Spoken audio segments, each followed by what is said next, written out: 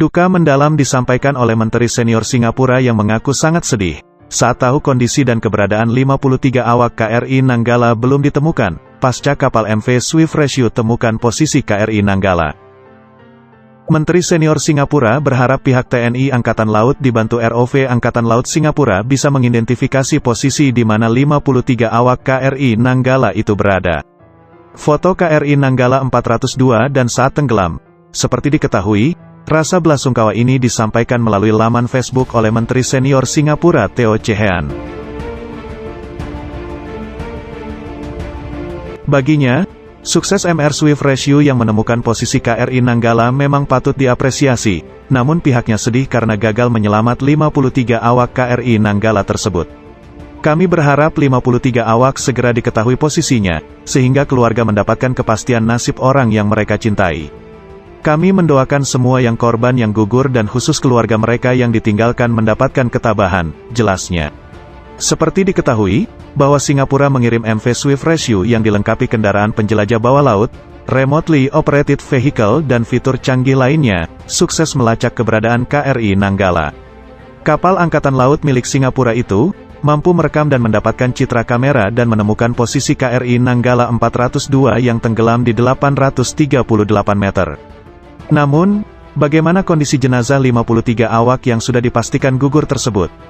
Pengamat dan pakar kapal selam dan kelautan dari ITS Surabaya Wisnu Wardana menganalisa bagaimana kondisi benda yang berada dalam tekanan air 800 meter. Sebab, tekanannya atau kepala seperti diinjak 100 ekor gajah. Dapat dibayangkan bagaimana kondisi kapal selam KRI Nanggala, dan bagaimana pula barang-barang, peralatan dan terutama kondisi 53 awak KRI Nanggala di dalamnya. Subhanallah, semoga Tuhan memberikan surga bagi mereka semua, amin. Secara hitung-hitungan kapal selam itu bisa menahan tekanan maksimal 20 bar atau di kedalaman 200 meter. Namun kini setelah tenggelam, kapal itu mendapatkan tekanan 80 bar atau 4 kali lebih kuat dari tekanan secara normal, jelasnya. Maka dia mengibaratkan, sebuah benda yang kompres dan ditekan di luar batas kemampuan. Akibatnya tak dapat dibayangkan, kini kapal itu sudah berada di kedalaman 800 meter dan aritnya tekanannya kini 4 kali lipat atau 80 bar, ujarnya.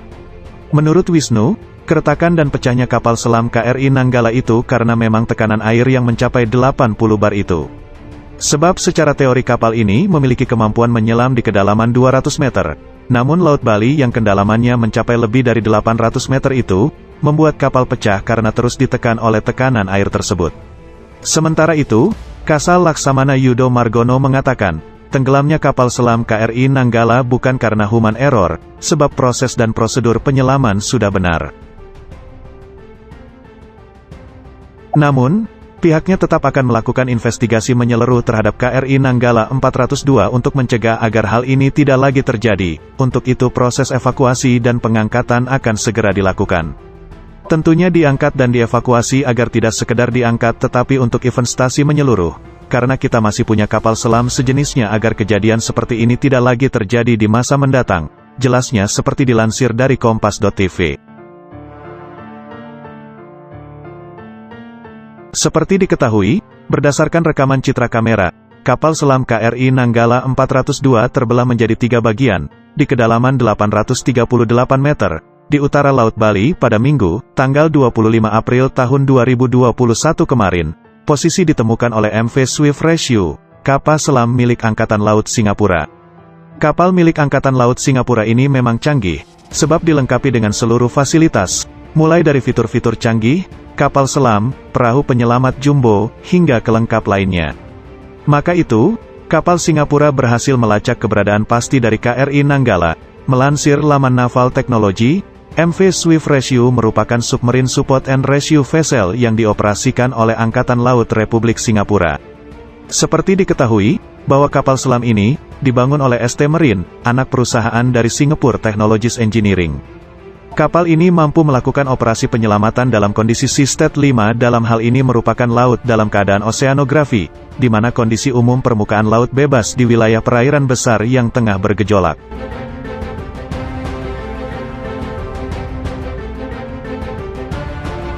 Dipengaruhi gelombang angin dan diserta arus air di lokasi dan keadaan tertentu.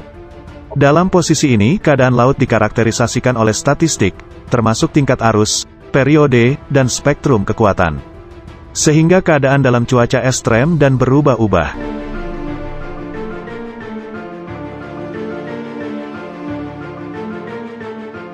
Kapal ini diluncurkan pada November tahun 2008, dilengkapi dengan kemampuan yakni, Submarine Escape and Rescue, dengan sistem penyelamatan mencakup Submarine Rescue Vehicle dan Submarine Support and Rescue Vessel, yang saling terintegrasi.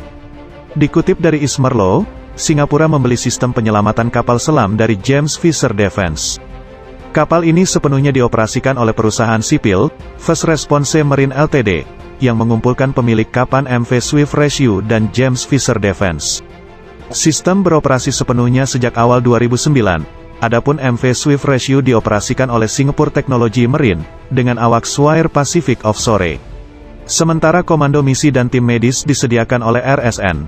Kapal mengoperasikan sistem penyelamatan, Deep Search and Rescue 6 dan Transfer Under Pressure, serta sistem intervensi, ROV super cepat. Kapal ini mempunyai kecepatan tertinggi 12,5 knot dengan jangkauan maksimum 3.000 mil laut. Diketahui pula dalam sistem pendorong mengintegrasikan 2 pendorong busur terowongan 1000 kW dan 2 pendorong buritan 420 kW untuk kemampuan manuver yang tinggi, hingga kapal ini dapat dioperasikan secara terus-menerus dalam jangka waktu sekitar 28 hari.